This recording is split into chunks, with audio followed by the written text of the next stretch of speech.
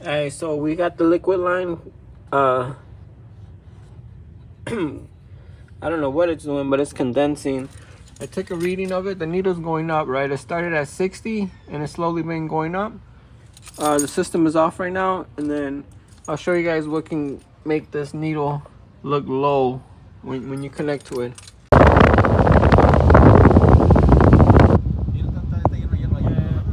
It's been dying for like 20 minutes, but when it's frozen, your pressures will be low.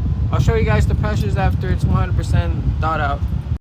Alright, so the drain ended up being clogged, so we unclogged it. I guess it's got a broken pipe inside of there. The water is now draining. You can see how the water is all there. Alright, so more, look, you see? That's because originally... Okay, it's nice and clear. Alright, so it's continuing to...